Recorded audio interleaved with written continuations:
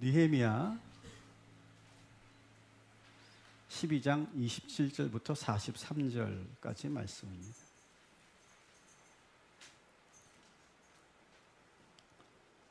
자, 오늘 말씀은 이런 겁니다. 성벽을 완공하고 나서 하나님께 봉헌 예배를 드리는 그러한 장면입니다. 여러분도 잘 아시는 것처럼 느헤미야는 성벽을 완공하고 나서 곧바로 봉헌 예배를 드리지 않았어요. 이게 중요합니다. 이 봉헌 예배를 드리기 전에 많은 과정들이 있었습니다. 한번 기억을 더듬어 보시면 수문 앞 광장에서 모든 백성들이 모여서 에스라를 중심으로 말씀 집회가 있었어요. 말씀을 들으면서 회개하고 대각성이 일어났습니다. 각성운동이 일어났어요. 그러면서 다시금 하나님과의 약속을 회복하겠다라고 하는 언약갱신 예배가 이루어졌고요. 그리고 지난주 보셨던 것처럼 제사장 나라라고 하는 그 하나님의 비전을 이루기 위해서 제사장과 레위인들을 다시 공고하게 세우는 그런 과정이 있었어요. 이 모든 과정을 마치고 나서 봉헌 예배를 드리고 있다라고 하는 거예요. 근데 참 신학자들이 이상해요. 이 12장에 와서 봉헌 예배를 드리는 이 장면을 보고 이상하다. 성벽을 재건했으면 곧바로 봉헌 예배를 드려야지 왜 앞에 그런 여러 가지 이야기들이 있느냐. 이 이야기들은 삽입된 거다 나중에. 이렇게 얘기합니다. 참 신학자들은 왜 그걸 그렇게 보는지 모르겠어요. 그렇지 않죠. 모든 과정을 느헤미야는 다 계획을 세워놓고 그리고 말씀 집회, 언약 갱신, 제사장 나라에 대한 비전 선포 이런 것들을 이루어 놓은 다음에 그 다음에 이제 봉헌 예배를 드리고 있는 것이다 라고 하는 거예요. 좀 시간이 오래 지난 이야기지만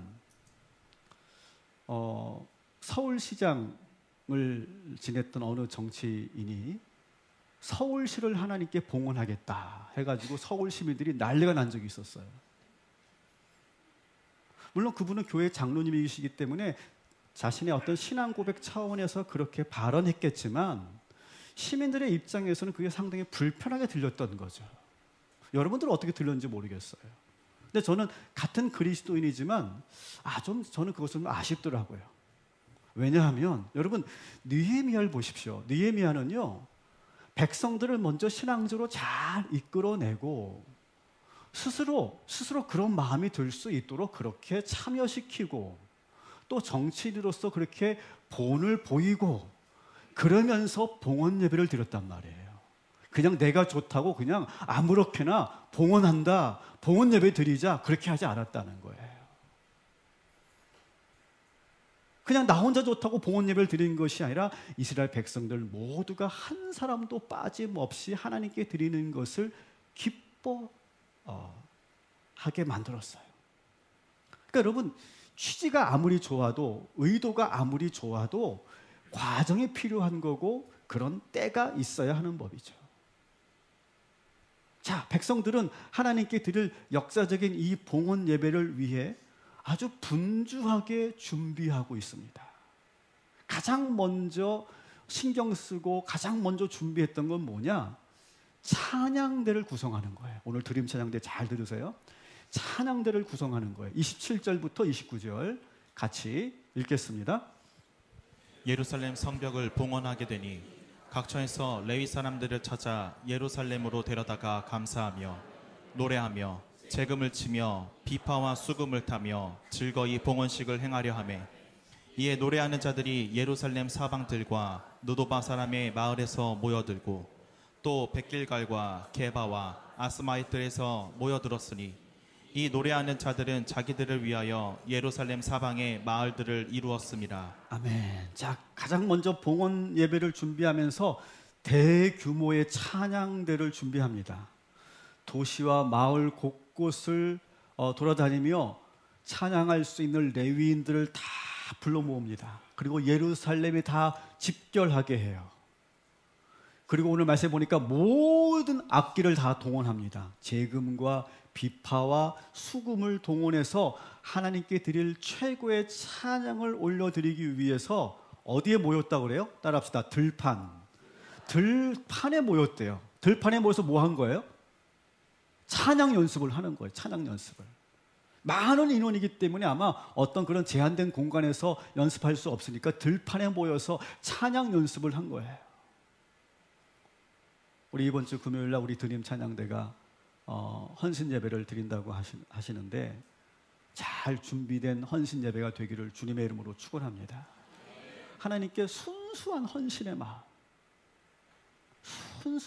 마음으로 드려지는 그런 헌신 예배가 되기를 바랍니다. 지금 이 찬양대가 그렇게 봉헌 예배를 위해서 철저하게 찬양으로 준비하고 있어요. 자, 그리고 또 뭘 준비했느냐? 봉헌식을 거행하기 위해서 제사장과 레위인들은 몸과 마음을 정결하게 유지하고 있어요. 자, 30절 같이 읽겠습니다. 제사장들과 레위 사람들이 몸을 정결하게 하고 또 백성과 성문과 성벽을 정결하게 하니라. 제사장과 레위인들은 당연하게 예배를 위해 정결하게 해야 되겠죠. 근데 오늘 말씀에 보니까 백성들도 심지어 모두 성벽과 성문까지도 정결하게 했다. 율법에 따르면 정결 예식을 할 때는요, 정결 제사를 먼저 드리고 몸과 마음을 정결하게 합니다. 몸과 마음을 정결하게 하고 그리고 새 옷으로 갈아입는 그런 정결 예식을 하는 겁니다. 근데 이것을 이 제사장만 하는 것이 아니라 모든 백성들이 참여하게 했다는 거예요. 그리고 성벽과 성문을 정결하게 했다고 하는 건 뭘까요? 아마 그 성벽과 성문을 아마 일일이 다 닦았을 거예요. 깨끗하게 그 성벽과 성문을 닦아내고 주변을 정돈하는 그런 과정을 거치면서 이 봉헌 예배를 준비하고 있는 거예요. 그리고 이제 대망의 날이 다가왔습니다. 자, 느헤미야는 이렇게 명령합니다. 모든 지도자들과 그리고 제사장들과 찬양대, 아까 연습했던 그 찬양대가 다 성벽 위로 올라오라 이렇게 명령합니다. 그리고 올라온 이 사람들을 둘로 나눕니다. 그래서 지도를 보시면 이게 예루살렘 성인데 이 골짜기 문을 중심으로 양 옆으로 이제 그룹을 만드는 거예요. 그리고 이제 한 그룹은 위로 올라가고 한 그룹은 남쪽으로 올라가서 다 이렇게 돌아가지고 어디서 모이냐면 성전이 있는 동문에 모두 모이게 하는 거예요. 그래서 그림을 보시면 이렇게 되어 있어요. 그림을 보시면 이제 이 사람들이 특히 이 골짜기 문에서 시작하는 이유는 뭐냐 하면 여러분 느헤미야가 2장 12절에 보면 가장 먼저 예루살렘에 와서 아무도 모르게 모두가 잠든 그 깊은 밤에 혼자 이 성문 주변을 다 돌죠. 그때 골짜기 문에서부터 시작해서 쭉 돕니다. 그죠? 기억나시죠? 근데 얼마 가지 않아서 성들이 다 무너져가지고 말을 타고 갈 수가 없어서 걸어서 이 성벽 전체를 둘러봤던 그런 경험이 있습니다. 근데 이제 52일 만에 성벽이 다 완공되었기 때문에 그 완공돼서 완전히 이어진 그 성 위를 쭉 걷는 거예요. 느헤미야의 마음은 어땠을까요? 그리고 그 밑에서 이 행렬을 다 백성들이 바라보면서 그 마음이 어땠을까요? 너무 감격스러웠을 거예요. 너무너무 기뻤을 거예요. 자, 근데 그 행렬의 순서를 보니까 이렇게 되어 있습니다. 한쪽은 느헤미야가 인솔을 하고 또 한쪽은 에스라가 인솔을 합니다. 그래서 에스라가 앞장서서 레위 찬양대, 백성의 지도자들, 그리고 나팔을 든 제사장들, 그다음에 레위 찬양대 이렇게 해서 행렬을 만들어서 양 옆으로 해서 그래서 성전 동문으로 다 모이게 하는 거예요. 그 행진하는 사람들이나 그것을 지켜보는 백성들 모두가 다 정말 역사적이고 감동의 그 순간을 경험하고 있는 거예요. 140년 동안 풀지 못했던 그 수건이 풀리는 역사적인 순간, 그 역사의 한복판에서 그들이 큰 은혜와 감격 속에서 이 봉헌 행진이 이루어지고 있는 것이죠. 자, 그래서 이제 성전으로 다 집결합니다. 모든 백성들이 다 성전으로 집결해서 이제 드디어 이제 봉헌 예배를 드리는 장면이 나옵니다. 우리 41절부터 43절까지 같이 읽겠습니다. 제사장 7은 나팔을 잡았고 노래하는 자는 크게 찬송하였는데 그 감독은 예스라히라야. 이날에 무리가 큰 제사를 드리고 심히 즐거워하였으니 이는 하나님이 크게 즐거워하게 하셨습니다. 부녀와 어린아이도 즐거워하였으므로 예루살렘이 즐거워하는 소리가 멀리 들렸느니라. 아멘. 우리 지휘자한테 제가 이름 하나 드릴게. 에스라히야. 네. 그 찬양대의 지휘자가 에스라히야라고 하는 사람이었어요. 그 에스라히야를 중심으로 준비했던 찬양을 하는데 가장 먼저 7 나팔을 든 제사장들이 나팔을 붑니다.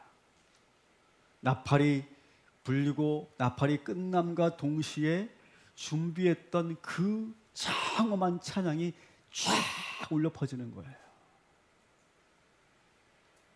그리고 그 찬양 소리와 함께 본격적으로 이 봉헌 예배가 시작됩니다. 그래서 백성들이 이제 하나님께 제사를 드리는데 다시 본문을 보시면 따라합시다. 큰 제사, 큰 제사를 드렸다라고 되어 있습니다. 큰 제사라는 건 뭡니까? 아낌없이 드리는 헌신의 예배라고 하는 거예요. 아낌없이 드리는 헌신 예배. 그들은 하나님께 모든 것을 헌신하여 드려서 어떻게 합니까? 심히 즐거워합니다. 예배 드리면서 즐거워해요. 그랬더니 하나님께서도 크게 기뻐하신다.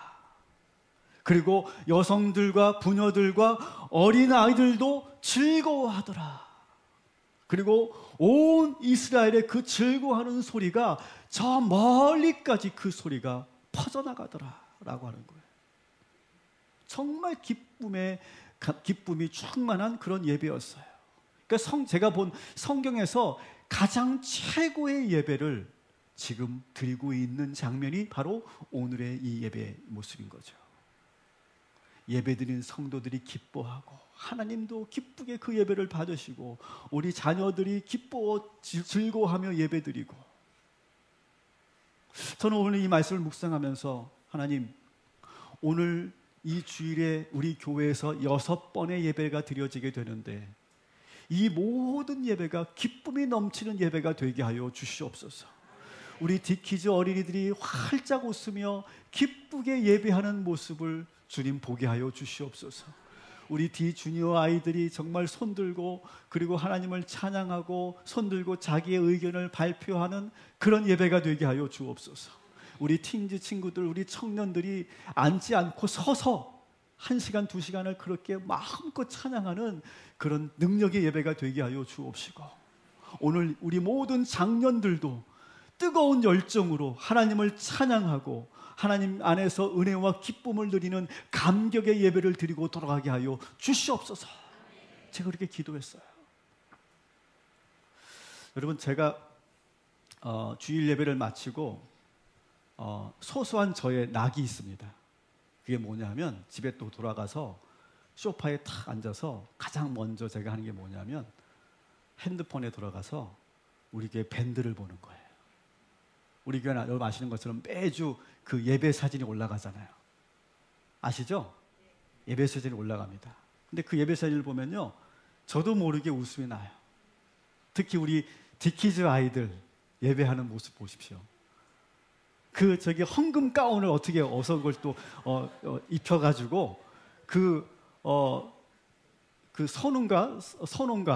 선우하고 선웅 기억이 나는데, 이렇게 막 뭘 안다고 막 헌금을 이렇게 거들어 다니는 그 모습이 얼마나 예쁜지 몰라요. 얼마나 사랑스러운지 몰라요. 그리고 막 이렇게 하고 막 이렇게 기도하는 모습. 누가 가르쳤을까? 엄마가 가르쳤을 거고 선생님이 가르쳤었는데 막 이렇게 기도하는 모습이 너무 사랑스럽고, 우리 청년들이 예배하는 모습, 우리 디주니어가 예배하는 모습이 얼마나 좋은지 몰라요. 그리고 우리 장년들이 예배하는 모습, 그 사진에 딱 찍히는데 거기 보면 누가 졸고 있는지, 누가 딴짓하는지 다 보이잖아요. 물론 그런 사진은 다 빼고 은혜로운 사진만 우리가 넣지만, 저는 우리 모든 우리 교회 성도들과 어린아이들이 예배하는 그 사진을 보는 게 저에게는 정말 그 잠깐의 5분이 저에게는 참 낙이고 보람인 것 같아요. 오늘도 우리 성도들이, 우리 아이들이 정말 기쁨의 예배를 드렸구나. 참 감사하다. 그런 좋은 느낌으로 이렇게 오늘 주일을 제가 또 마무리하게 될 것 같아요. 여러분, 오늘 이 예배도 기쁨이 충만한, 하나님께서 기쁘게 받으시는 예배가 될 줄 믿습니다. 자, 그렇다면 이 이스라엘 백성들처럼 우리가 최고의 예배를 드리기 위해서 어떻게 해야 될까? 어떻게 해야 우리가 기쁨이 넘치는 예배가 될 수 있고, 어떻게 해야 하나님께서 기뻐하시는 예배가 될 수 있을까를 우리가 여러분들과 함께 나누려고 합니다. 첫 번째는 따라합시다. 모든 것을 봉헌하는 마음으로 예배드려야 합니다. 자, 봉헌이라고 하는 뜻이 뭡니까? 봉헌. 제가 사전을 찾아봤어요. 같이 읽어볼게요. 경외하는 마음으로 조심스럽고 정중하게 마음을 다해 바치는 행위, 이게 봉헌이라는 뜻이에요. 저는 여기에 우리 예배자들의 자세가 나와 있다고 생각해요. 경외하는 마음, 하나님을 두려워하는 마음, 그래서 조심스럽고, 그래서 정중하게 내 마음을 다해서 다 드리고자 하는 그런 마음으로 예배하는 것. 느헤미야는요, 다시 새롭게 재건된 이 성벽을 하나님께 드려야 된다라고 생각했어요. 사실 여러분, 이 성벽은요, 모든 걸 자기가 다 바쳐서 이루어낸 업적이에요. 정치로 본다면 이건 느헤미야의 업적입니다. 그런데 이것을 하나님께 드리겠다고 하는 거예요. 모든 공과 업적을 하나님께 드리겠다는 거예요. 분명히 이것은 내 노력으로 이루어진 것인데, 내 시간과 물질이 여기에 투여돼서 만들어진 결과물인데, 이것을 내 것이 아니라 하나님의 것으로 하나님께 드리겠다라고 하는 것이 봉헌이라고 하는 거예요. 솔직히 여러분, 이 성벽은요, 성전이 아니잖아요. 성전은 봉헌 예배 드리는 게 맞지만 성벽이거든요. 성벽. 굳이 이렇게 봉헌할 의무가 있는 건 아니에요. 그런데 느헤미야는 이 성벽도 하나님의 것이다 라고 고백하는 거예요. 이 성벽조차도 거룩하게 성별하고 구별하겠다라고 하는 거예요. 여러분, 이 봉헌 예배가 이 이스라엘 백성들에게는 아주 중요한 그런 예배입니다. 왜? 이 예배를 통해서 그 사람들이 지금까지 가지고 있었던 가치관이 바뀌는 시간이거든요. 여러분들이 얼마나 동의하실지 모르겠지만, 우리가 하나님께 예배한다는 것은 봉헌한다는 것인데, 이 봉헌하는 이 예배의 자세는 뭐냐? 우리의 가치관을 바꾸는 그런 시간이거든요. 한번 봅시다. 우리는 보통 어떻게 생각하냐면, 내가 노력해서 얻은 것은 내 것이다 라고 생각합니다. 당연하죠. 세상 사람들은 다 그렇게 생각합니다. 그러나 하나님을 예배하는 사람들, 하나님께 봉헌하는 사람들은 어떻게 생각을 갖고 있느냐? 같이 읽어볼게요. 내가 노력했다고 내 것이 아닙니다. 하나님의 것입니다. 여러분, 동의하시는 분들만 아멘 하시기 바랍니다. 여러분, 정말 동의하시는지 묻고 싶어요. 또 이렇게 생각하죠. 나는 최선을 다했고 그래서 얻은 결과는 나의 정당한 대가입니다. 근데 예배를 드리는 사람들의 자세는 뭐냐? 같이 읽겠습니다. 내가 잘해서 얻은 것이 아니라 하나님의 은혜입니다. 느헤미야가 그렇게 생각했다는 거예요. 내가 잘해서 이 성벽을 재건한 것이 아니라 모든 것이 하나님의 은혜이다. 또 집은 집이고 차는 차일 뿐이다. 거기에 지나치게 의미를 부여하고 싶지 않다라고 생각합니다. 그러나 느헤미야는, 그리고 하나님을 예배하는 봉헌 예배를 드리는 사람은 어떻게 생각하느냐? 같이 읽겠습니다. 내가 사는 집, 내가 타는 차 모두 거룩하게 구별되어야 합니다. 동의하시면 아멘 하시기 바랍니다. 생각이 많이 다르죠. 결정적으로 나는 내 돈을 가치 있게 쓰고 싶다. 좋은 마음이죠. 그래서 선한 일에 쓰여지라고 기부도 할 수 있다. 나쁘지 않은 생각입니다. 하지만 하나님께 봉헌하는 사람들의 태도는 완전히 다릅니다. 같이 읽겠습니다. 모든 것은 하나님의 것이기 때문에 당연히 하나님께 드리는 것이 맞습니다. 동의하시면 아멘 하시기 바랍니다. 이 봉헌 예배를 통해서 느헤미야는 이스라엘 백성들에게 이 가치를 심어주고 있는 거예요.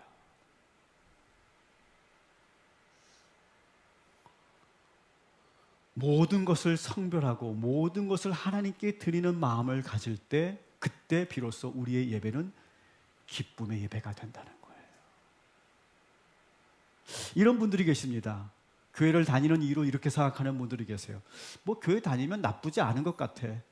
교회 다니면 뭐 좋은 말씀도 듣고 뭐 여러 가지 뭐 좋은 그런 행사도 하고 또 착하게 살 수도 있고, 그러니까 나쁘지 않은 것 같아, 교회 다니면. 여러분, 이 생각은요, 한계가 있어요. 잘못됐다고 말하지는 않습니다. 그러나 한계가 있어요. 그건 뭐냐 하면, 내가 그런 종교 행위를 통해서 내가 어떤 유익을 얻나. 다시 말하면 자기 중심적인 그런 생각에서 이 신앙생활과 예배를 보는 거예요. 두 부부가 주일 예배를 마치고 차를 타고 이제 집으로 돌아가면서 대화를 나눕니다. 남편이 이야기합니다. 야, 오늘 김 목사 설교를 아주 죽을 수도만. 그러는 거예요. 그들이 부인이 옆에서 아이고, 설교만 죽석게요. 성가대는 박살이 나더만요. 그러는 거예요. 그랬더니 뒤에 좌석에 앉아있던 아들이 막 게임을 하다가 엄마, 아빠, 그런 말 하지 마세요. 1,000원 내고 그 정도 구경했으면 됐죠. 라고 말하더라고요. 그건 조크일 뿐입니다. 이런 가정은 없겠죠. 여러분, 예배는요, 나의 유익을 위해 참여하는 것이 아니에요. 예배는요, 하나님께 드리는 것임을 믿으시기 바랍니다. 이 가정의 문제는 뭡니까? 그래, 내가 가서 좋은 설교 듣고 나에게 유익이 되는 말을 듣고 와야지. 내가 원하는 그러한 뭔가를 얻어내야지 라고 생각하기 때문에 예배가 은혜가 안 되고 판단되고 자꾸 평가만 하고 있다는 거예요. 이런 마음을 가지고 있으면 절대 예배가 은혜가 되지 않아요. 여러분, 오늘 이 시간 여러분이 오늘 예배를 드리는데 은혜가 안 됐다, 이거 제 책임 아니고 여러분 책임인 줄 믿으시기 바랍니다. 제 설교가 잘못된 게 아니에요. 내 설교는 문제가 없어요. 여러분이 문제예요. 여러분이 문제예요.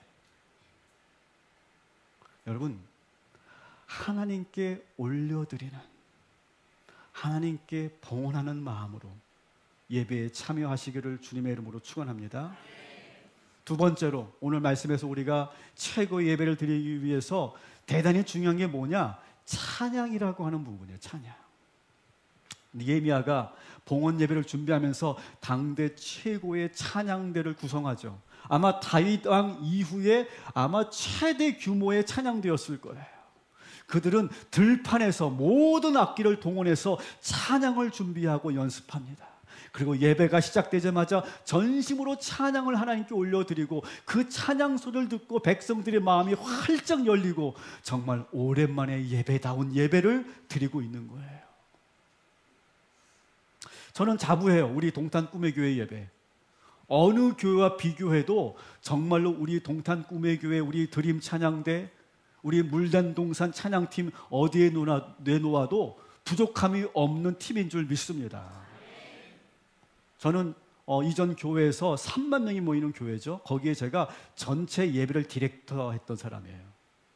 예배를 기획하는 사람이었어요. 그러면서 제가 배운 게 있어요. 이렇게 교회가 부흥하고 이렇게 성장하는 데는 예배가 참 중요하구나. 특별히 그 예배 가운데서도 이 찬양이 대단히 중요하구나. 그래서 제가 교회를 개척해서 한 20명밖에 모이지 않을 때, 10명 좀 넘게 모일 때, 그때부터 우리 교회는요 최고의 찬양팀을 만들어서 하나님께 예배 드렸어요. 지금 현재 우리 교회 예배는 저는 어느 교회 비교해 봐도, 여러분 비교해 보세요 한번. 우리 교회 찬양팀과 우리 찬양들 한번 비교해 보세요. 어디에 비교해도 부족함이 없어요. 숫자가 조금 적을 뿐 우리 드림 찬양대 찬양 저는 최고인 줄 믿습니다. 우리 물랜동산 찬양팀 최고의 연주자들이 함께하고 있고, 여기 싱어들 정말 하나님께 온전히 예배드리는, 찬양하는 그런 사람들로 구성되어 있지 않습니까? 찬양 성도 여러분, 저는 여러분들에게 부탁드립니다. 여러분 찬양할 때 여러분 구경하지 마세요. 그냥 찬양할 때 이렇게 가만히 계시는 분들이 있어. 저하고 이렇게 눈싸움하는 분들 계셔. 찬양하시라고요. 찬양. 손 들고 찬양하시고 하나님께 영광 올려드리시고 경배하시고, 아유 목사님 다 마음으로 이렇게 합니다. 표현하시라고. 표현 좀 하시라고. 하나님을 경배하면 정말 경배하는 그런 모습과 그런 모습으로 찬양하시라고요. 그래야 기쁨이 넘치는 예배가 되는 거예요. 하나님을 바라보며 오직 하나님만 영광 받으시도록, 오직 하나님만을 높여드리는 것이 예배인 줄 믿습니다. 예배를 구경하지 마세요. 예배를 보지 마세요. 하나님께 영광 올려드리고 찬양을 올려드리는 그러한 살아있는 예배가 되기를 주님의 이름으로 축원합니다. 많은 분들이 그렇게 생각해요. 그렇게 착각하더라고요.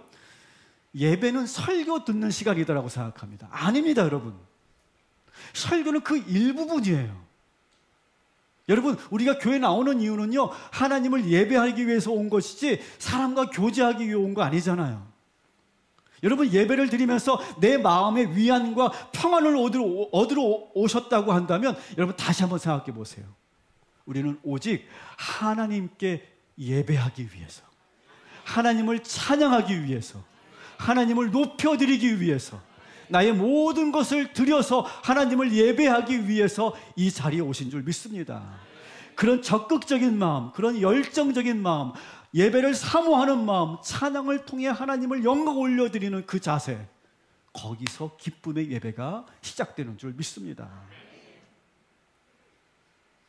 따라합시다. 예배는 준비하는 시간부터가 예배입니다. 자, 이스라엘 백성들은 이 봉헌 예배를 드리기 위해서 많은 준비를 했다고 그랬죠. 제사장과 레위인과 모든 백성들이 먼저 정결하게 하고 찬양을 준비하고 성벽과 성문을 깨끗하게 단장하고 닦고, 저희 목회자들이 일주일간 하는 일이 뭐냐면 이 주일 예배에 초점을 맞추고 있습니다. 이 주일 예배를 위해서 한 주간을 준비한다고 해도 과언이 아니에요. 예배 기획회를 하고 예배 전체 어떤 방향을 잡습니다. 그리고 찬양 하나하나를 선정할 때도 그 컨셉에 맞게 찬양을 선정합니다. 여러분, 오늘 우리 예배의 키워드는 뭐였을까요? 찬양하면서 여러분 느끼셨어요? 뭐였어요? 그렇죠, 헌신. 헌신입니다, 헌신. 그 헌신이라는 키워드에 맞춰서 그 헌신은 오늘 이 설교에 맞춰지고, 그리고 찬양들이 거기에 선정이 되는 거예요. 저는 한 주간 말씀을 주어진 말씀을 매일매일 묵상하고 다양한 자료를 연구하고, 그리고 머리로 원고를 구성하고, 토요일이 되면 이제 제 머리에 있는 것을 다 쏟아내어서 원고를 써내려갑니다. 제 설교 스타일은 철저하게 원고주의예요. 저는 원고주의자예요. 제 설교 원고를 보면 여기에 다 있어요. 마치 연극 대본처럼 돼 있기도 해요. 이럴 때 오른손 든다. 이럴 때 이런 조크를 한다. 여기 다 여기 적혀 있어요. 모든 게 여기 있어요. 마치 연극 대본을 외우듯이 하는 거예요. 왜냐하면 저도 원고 안 보고 설교할 줄 알거든요. 그런데 원고를 안 보고 설교를 하면 되게 여러분들이 그게 좋아 보일 수 있겠지만, 그분이 설교를 잘하는 분으로 여러분 여겨질 수 있겠지만 가끔씩 실수가 나와요. 불필요한 그런 애드립이 나오고, 그리고 거기서 불필요한 그런 실수가 나오더라고요. 저는 그것을 방지하기 위해서 토시 하나도 다 원고에 적는 거예요. 그리고 썼다 지우고 또 썼던 원고를 다시 보고 다시 문장을 다시 다듬고 만들고, 그런 과정을 몇 번을 거쳐서 이 원고가 나오는 거죠. 그리고 이제 원고가 나오고, 그리고 철저하게 한 주간 영적인 관리를 철저히 합니다. 설교자가 생각과 마음이 중요하잖아요. 나의 영성이 중요하기 때문에 나의 영성 관리를 중요하게 여기면서 하는 거예요. 자, 근데 오늘 말씀 보니까 제사장들만 그렇게 정결하게 준비하는 것이 아니라 모든 백성들이 그렇게 했다는 거죠. 이게 대단히 중요합니다. 여러분, 한 사람 한 사람 모두가 예배를 사모할 때, 성도 여러분들이 모두 예배를 정결하게 준비할 때 이 예배가 능력의 예배가 될 줄 믿습니다. 그래서 여러분 한 주간 적어도 전날만큼은 여러분 마음의 준비를 하고, 그리고 이 예배에 참여해 주셔야 돼요. 우리 성도님들이 가장 스트레스 받는 일이 이 자리에 올라와서 대표기도 하는 거. 이걸 제일 스트레스 받아 하시더라고요. 안 왔으면 좋겠대, 그 순서가. 그리고 그 전날이거나 한 주간이 되면 너무 스트레스 받아가지고 그 3분 30초의 그 설교 원고를 쓰는데 온통 거기에 집중이 돼서 스트레스가 너무 받는다는 거예요. 근데 여러분, 저는 그게 맞다고 생각해요. 거룩한 스트레스죠. 저도 말씀을 준비하면서 엄청난 그런 스트레스를 받습니다. 근데 저는 그 스트레스가 저는 좋은 거라고 생각해요. 그 거룩한 부담이 있어야 되는 거죠. 여러분, 그런 부담이 있어서 그렇게 준비한 이 기도가 능력의 기도가 되고 성도들에게 큰 은혜를 끼치는 기도가 되는 줄 믿습니다. 오늘 우리 김명식 권사의 기도 보세요. 할렐루야! 우리 권사님의 어떻게 보면 시그니처 기도죠. 우리 찬양대들이 이 오늘 주일의 찬양을 위해서 오랜 시간을 준비하고 집에서도 또 계속 불러보고 그렇게 준비하면서 이 찬양대가 찬양을 하게 되는 거죠. 이 준비하는 마음이 필요해요.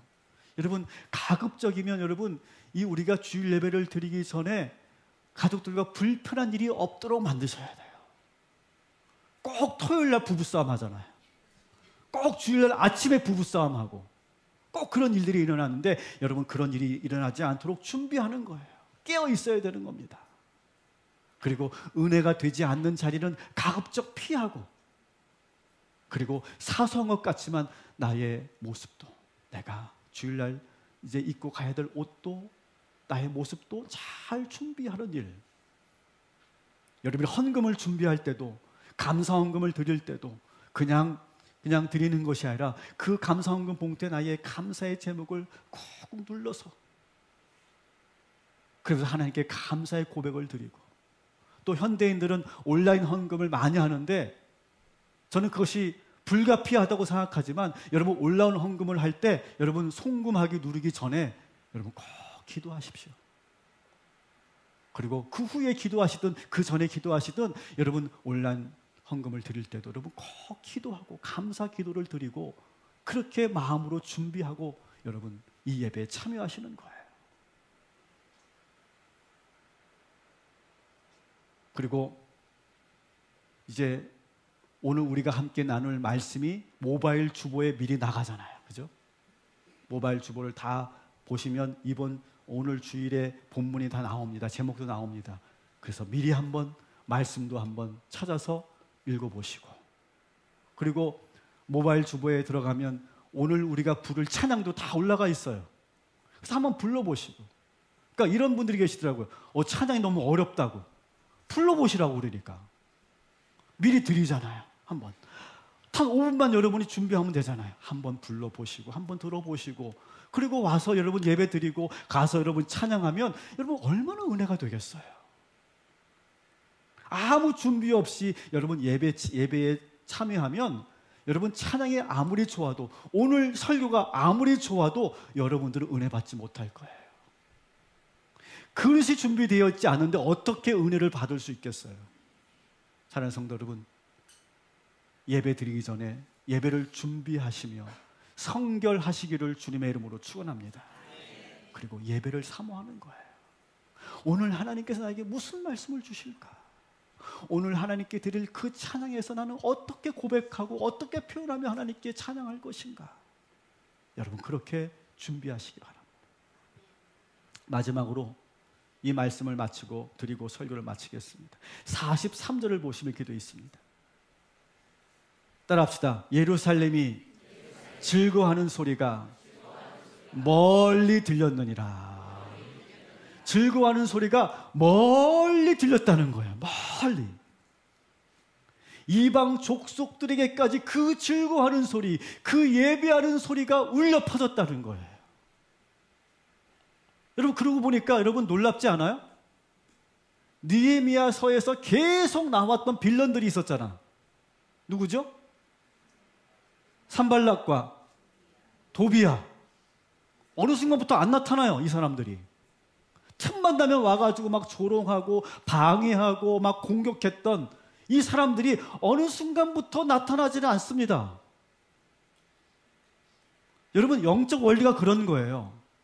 만만해 보이고 약해 보이면요 마귀도 우습게 보고 계속 찾아와서 우리를 계속 공격하는 겁니다. 그런데 마귀가 와서 계속 흔들어대는데 흔들리지 않고 끄덕도 하지 않으면 처음에는 더 강하게 몰아붙일 것 같고 더 강하게 우리를 공격하지만 그 공격에 무너지지 않잖아요.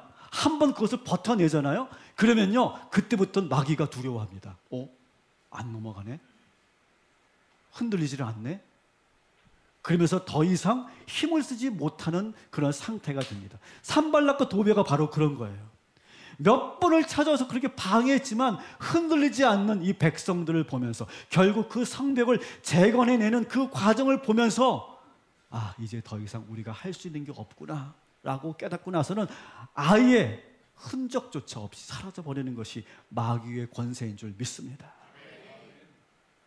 오히려 막 예배하는 소리, 찬양하는 소리, 기뻐 뛰노는 소리를 들으면서 이 산발락과 도비아가 오히려 더 두려워서 들어오지 못하는 거예요. 사랑하는 성도분, 우리도 꼭 그렇게 만들어야 될 줄 믿습니다. 여러분 마귀가 우리를 얕보고 그리고 함부로 건드리지 않도록 여러분 강하게 이겨내시고 예수의 이름으로 모든 악한 마귀의 권세를 물리치시기를 주님의 이름으로 축원합니다. 이제 안 되네. 이제는 뭐 내가 어떻게 할 수가 없네. 그런 모습을 보이셔야 돼요. 그리고 여러분 가정으로 돌아가시는 거예요. 가정에 돌아가면 믿지 않는 가족들이 있겠죠. 그들에게 뭘 하느냐? 기쁨을 나눠주는 거예요. 예배의 그 기쁨의 그 능력과 그 좋은 그런 분위기를 나눠주는 일. 그래서 결국 우리 가족들도 다 예수의 품으로 돌아오게 하는 일, 그것이 저와 여러분이 해야 되는 일인 줄 믿습니다. 예배드리고 가셔서 제발 짜증내지 마시고 집이 이게 뭐냐고 화내지 마시고 뭐하고 있냐고 그렇게 여러분 소리치지 마시고 기쁨을 나누어 주고 한 주간을 살아가시기를 주님의 이름으로 축원합니다. 그래서 오히려 예수 믿어서 더 잘 되시고 여러분이 더 성장하는 모습, 변화되는 모습 보여주시고 행복해하는 그런 모습이 보여져서 그 소문이 널리 널리 퍼지는, 그래서 마귀는 두려워하고 사람들은 우리를 동경하게 되는 저와 여러분이 되시기를 주님의 이름으로 축원합니다.